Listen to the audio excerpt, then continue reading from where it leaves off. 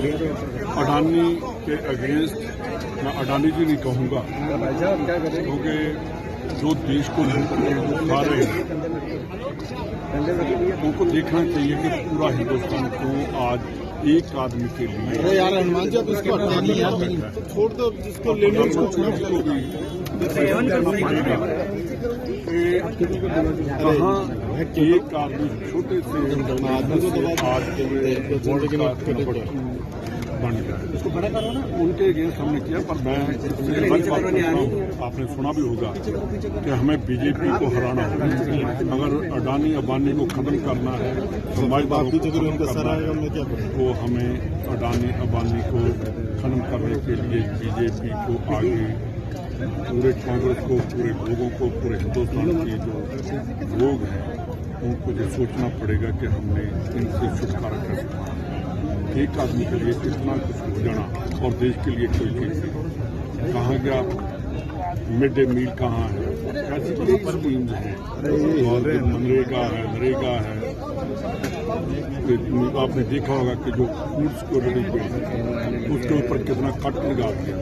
ये सब चीजों को देखकर अगर ऐसे ही चलता रहा देश, तो मैं कहूँगा कि अडानी जो है ईस्ट इंडिया कंपनी जैसा हिंदुस्तान में एंटर किया है। ईस्ट इंडिया कंपनी को लेकर आए थे। उस टाइम जो लोग थे उन्होंने हिंदुस्तान में बाद में 200 साल वो तो कहीं ऐसा तो नहीं कि अडानी ईस्ट इंडिया कंपनी बनकर घुसकर इंडिया में आ गया, इंडिया को खत्म करे। दूसरी बात, जब महाराजा रणजीत सिंह का राज था तो बहुत उनकी डेथ के बाद एक जो युवराज सिंह को मार दिया गया और महारानी जिंदा ने लास्ट में आकर कहा कि मेरी मदद करो। अगर उस टाइम वो ना होता तो पंजाब में कभी अंग्रेज घुस नहीं सकते। एक गलती से ये अडानी ईस्ट इंडिया कंपनी बन के पूरे खा जाएगी। आपने बहुत कुछ कहा, राजस्थान की कांग्रेस को कैसे ठीक करना है। मैंने एक बात कही है कि अगर कांग्रेस राजस्थान जीतेगी तो अडानी अंबानी खत्म हो जाएंगे। सबसे पहले भाषण करने की बजाय हमें काम करना होगा, लोगों में जाकर प्रचार करना होगा कि कैसे बीजेपी देश को खत्म करने जा रही है। उसका लिए हमने आप कब तक बचोगे? आप बच ही नहीं सकते। मार्कन आया लोग सी स्कीम को, एक मैनेजर है बैंक मैनेजर के साहब, एक आदमी आयो वो मैंने कह रहे तुम जाम से मार दूंगा। तो मैंने इंचार्ज को फोन किया, मामला क्या है? बोले का पीसा डूब गया। इका पीसा डूब गया, वो पीसा मांग बाड़ो आ रही है और वो क्या पीसा दे। तो मैं क्यों डूब गए? बोले अडानी घोटाले के कारण डूब गए। अभी पूरे देश में ईडी, इनकम टैक्स, सीबीआई घुस रही है विपक्ष वालों के यहाँ पर। और तय कर लेना, रंधावा साहब बैठे हैं, डोटासरा जी बैठे हैं, मंत्री बैठे हो, सारा तैयारी कर लीजिए। आपने करा भी हवाड़ी ईडी, इनकम टैक्स, सीबीआई तय हो गया ही 100% आएगी। और वो हमारे लिए ही नहीं, आदरणीय रघु शर्मा जी भी हमारे बीच में बैठे हैं, हमारे गुजरात के प्रभारी हरीश जी भी बैठे हैं, मन जल्दी जाना, धीरज जी भी बैठे हैं, ऑल इंडिया कांग्रेस कमेटी वाला मामलो भारी है। मैं जयपुर को हूं, दुकान चलनी चाहिए, जो कोई भाई नाराज मत हो जो सब जना। तो मैं आप सबसे एक बात गारंटी से कह सकता हूं कि यहां पर ये राजस्थान की धरती है, ये महाराणा प्रताप पन्नाधाय की धरती है, ये भक्त मीरा की धरती है, और ये जयपुर ठाकुर गोविंद देव जी की नगरी है। यहां पर जब लड़ाई लड़ेगी इनकी ईडी, इनकम टैक्स, सीबीआई, तो आर पार में मुकाबला होगा, ये तय कर लेना। कोई डरने वाला नहीं है, लड़ने के लिए तैयार बैठे और डर के राजस्थान का प्रदर्शन दिए, वहां पर लोकल नेताओं ने अपनी बात रखी और अब देश में, प्रदेश में तमाम लोगों के बीच में ये बात बहुत ही साफ और स्पष्ट हो गई है कि देश के प्रधानमंत्री ने अडानी जी को बेजा फायदा देकर के अपनी राजनीतिक रोटियां सेकी, बड़े बड़े चुनाव लड़े और इनको अपनी नीतियों में परिवर्तन करके देश की जनता के साथ में धोखा किया और इनको बेजा फायदा देने का काम किया, और जिसका उदाहरण देश के सामने आ गया जब हिंडनबर्ग की जो रिपोर्ट आई और जिस प्रकार से देश में पता चला कि यही अडानी जी जो जब मोदी जी प्रधानमंत्री बने थे उससे पहले 700 के लगभग इनसे ऊपर उद्योगपति थे, और एक समय आया जब विश्व के 2 नंबर के 3 नंबर के ये उद्योगपति इन 7-8 साल में बन गए।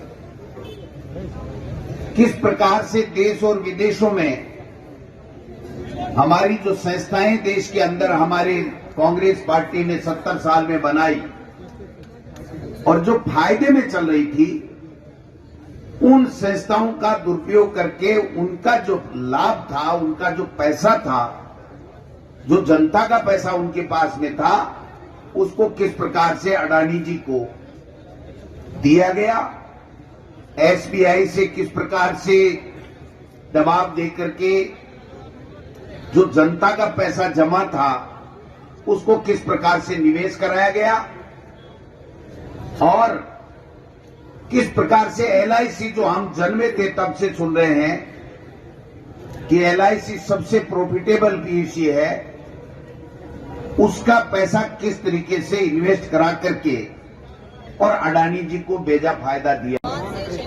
और पूरे जनता में जिस तरीके का भाव है वो इस बात का परिचायक है कि अडानी घोटाला बहुत बड़ा घोटाला है, इसकी सच्चाई सामने आनी चाहिए। तरह तरीके से प्रधानमंत्री की भारतीय जनता पार्टी इस मुद्दे से ध्यान भटकाने की कोशिश कर रही है, लेकिन कांग्रेस अपने इस संकल्प पर कि देश के सामने घोटालों की सच्चाई आनी चाहिए, लोकसभा में संसद में जेपीसी बननी चाहिए, कांग्रेस लगातार इसके लिए दबाव भी बना रही है, इसके लिए सड़कों पर भी। जो व्यक्ति प्रधानमंत्री जी के साथ विदेशों में दौरे पे जाता है, जिस व्यक्ति के बारे में प्रधानमंत्री जी पे ये आरोप लगते हैं कि प्रधानमंत्री जी के फेवर के कारण से उनको बिजनेस में कॉन्ट्रैक्ट मिलते हैं, प्रधानमंत्री जी जिस व्यक्ति के साथ विदेश दौरे पर जाते हैं, अगर उसके बारे में कोई बात उठी है तो प्रधानमंत्री जी की खुद की नैतिक जिम्मेदारी है कि आगे बढ़ के ये कहें कि भाई यहाँ इसकी जांच होनी चाहिए। प्रधानमंत्री जी जांच के लिए कहना तो दूर, जो जांच की बात कर रहे हैं उनके खिलाफ कार्रवाई करने की बात कर रहे हैं, तरह तरीके से मुद्दों से ध्यान भटकाने की बात कर रहे हैं, कांग्रेस अड़ित है। ऐसा व्यक्ति जो अचानक दुनिया का दूसरे नंबर का सबसे रईस व्यक्ति बन जाओ, उस आदमी के बारे में अगर सवाल उठता है तो कोई गलत नहीं उठता। और फिर हिंडनबर्ग की जो रिपोर्ट है उसमें जिस तरीके से घोटालों का जिक्र हुआ है, टैक्स हेवन कंट्रीज का जिक्र हुआ है, वो सारी सच्चाई जानने का देश की जनता को हक है। कांग्रेस की मांग है जेपीसी बननी चाहिए, ये जानते हुए भी कि जेपीसी में बहुमत भारतीय जनता पार्टी और उनके सहयोगी दलों का ही रहने वाला है, उसके बावजूद कांग्रेस जेपीसी की मांग कर रही है, क्योंकि जेपीसी की जांच होगी, सच्चाई सामने आएगी, जो बातें हैं वो कमेटी में रखी जाएंगी।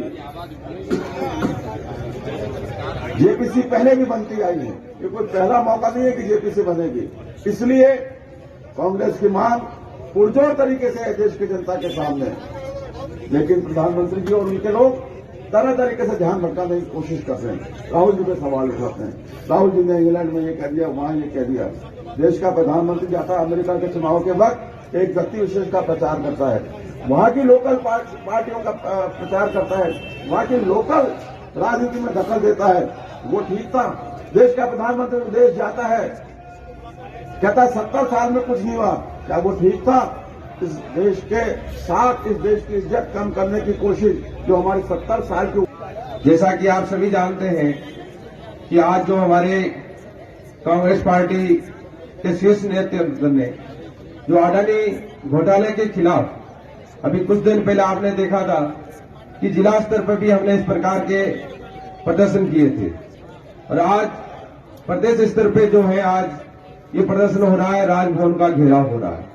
ये घेराव इसलिए हो रहा है कि जो केंद्र में सरकार बैठी है वो सरकार उनको सिर्फ एक ही व्यक्ति दिखता है। वो दो व्यक्ति हैं जिन्होंने दो के लिए पूरे देश में सोचा है, या अडानी या दूसरे नंबर पे अंबानी। अभी देश के जो हालात हैं आप देख सकते हैं कि गरीब आदमी की थाली से दाल गायब हो रही है, आटा गायब हो रहा है, महंगाई इतनी बढ़ गई है, गरीब का जीना जो है दुसास हो गया है। तो ऐसे हालात में केंद्र की सरकार, आज जितने भी हमारे विपक्ष की दल हैं वो सब कह रहे हैं कि इसमें जांच होनी चाहिए, पर केंद्र की सरकार इस घोटाले को जांच कराने को तैयार नहीं है। ये सब जो हालात पैदा होते हैं, संसद में जब राहुल गांधी जी बोलते हैं तो उनको बोलने नहीं जाता है, खड़गे जी बोलते हैं तो उनकी स्पीच को काटा जाता है।